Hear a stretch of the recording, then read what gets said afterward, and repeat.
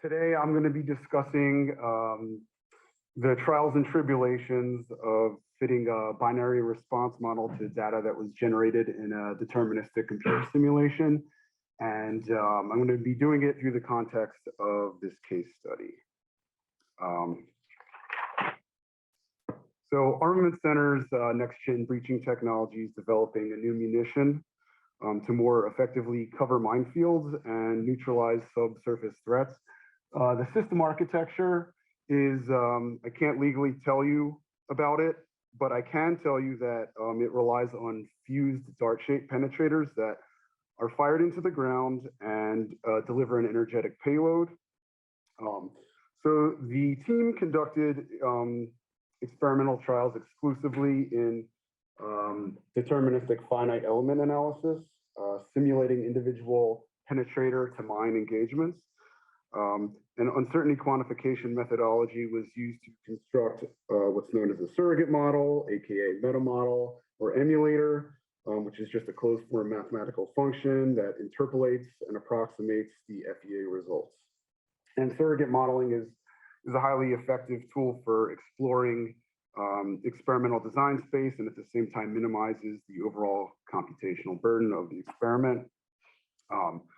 And this approach enabled the team to identify the most promising candidates for maturation. And again, the crux of the study was really fitting the model. So the team wanted to select designs that, penetrator designs that is, that first and foremost maximize probability of defeat and perform consistently at a variety of burial depths. And these depths were driven predominantly by the initial velocity of the penetrator and the elapsed time to fuse initiation.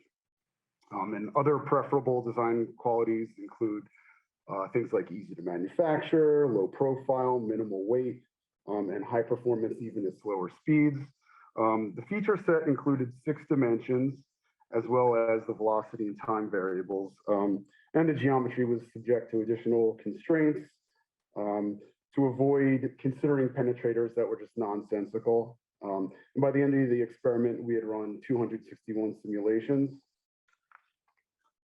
Quite a few. So after the design space was defined, a space filling algorithm was used to create an initial test matrix. The prescribed simulations were executed, a surrogate model was constructed, and then iteratively optimized, tested, and retrained with additional data until we found no substantive improvements to that surrogate model. Okay, and we'll see how many times we can say black box today. So one of the main defining characteristics of computer simulation is the opacity of it. You know, we call them black box environments because we have no visibility of the true nature of the relationships between the system inputs and outputs.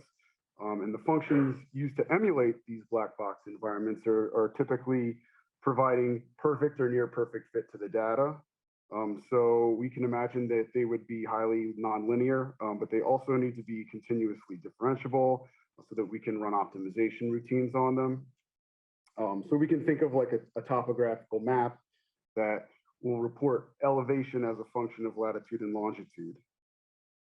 So from a DOE perspective, the space filling paradigm favors coverage and projection over leverage and replication, which is opposed to like factorial-based designs, and is ideal for probing these computer simulated test environments. The model fitting, the combination of binary response and zero noise data kind of creates a bit of a perfect storm, precluding analysis techniques that would typically be applied in either instance alone. So first, you might consider logistic regression because it's the logical choice for binary response data. You know, it produces a continuous function that maps the probability of class membership to process inputs. However, it requires zones with mixed results to fit a model, which cannot be generated deterministically. And it's also a linear model, which is incapable of perfect interpolation, even if you overfit it, which is also, you know, a gross overfit, which is typically bad practice. So that's kind of out. Then the next thing we might consider is Gaussian process regression. That's typically the right choice for emulation. Produces mathematically flexible functions that are required for a perfect fit, uses cross-validation to minimize overfitting and improve performance on future observations. And it works by optimizing the kernel function, which it leverages spatial correlation between the data to minimize interpolation error. Fortunately, it can't be used to model categoric responses, even if there's only 2 levels. So, that's kind of dead on arrival. So the solution here that worked for me was support vector machines. So SVM for short, it's a machine learning algorithm which basically divides the sample space by output class. And it does this by defining a decision boundary that's known as a maximum margin hyperplane, which is basically a multi-dimensional curved surface that splits the output conditions. So it's like logistic regression in the sense that it can be used to predict class membership as a function of inputs.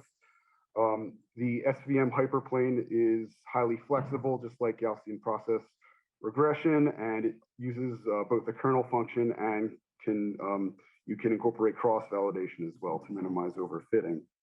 The difference here is that for SVM, it's incumbent upon the analyst to optimize the kernel. So more on that in a minute. An additional hurdle to clear is that the hyperplane is actually not a function. It's just a high dimensional matrix of support vectors. And then more on that again in a minute. So there's an additional step known as Platt scaling that we have to take in order to use SVM classification models in a probabilistic context. And I'll talk about that in the poster session because we don't have enough time now. So this is a few quick details about the support vector machines fit. So first of all, a support vector is a vector that represents an observation which lies on the margin of the decision boundary. So an example of the decision boundary in 2 dimensions is shown right there.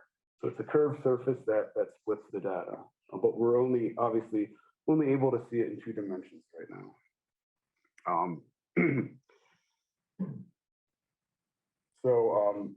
So the support vectors identified by the decision boundary, basically by the kernel, excuse me, they imply the shape of the decision boundary and also the width of the margin. So complete class separation exists at that margin, and so that is what a support vector is. The behavior of the learning algorithm is dictated by the values of 2 hyperparameters that are estimation details. You see cost and gamma there. So again, we have to specify those prior to running the fit routine as opposed to a Gaussian process model, which estimates it as part of the fit routine. Suffice it to say that these hyperparameter values have a significant impact on the model misclassification rate, the number of support vectors used to construct the model, which implies the relative model complexity, and the probability threshold. So values other than 50% imply a biased model. So to summarize that, the choice of hyperparameter values is non-trivial.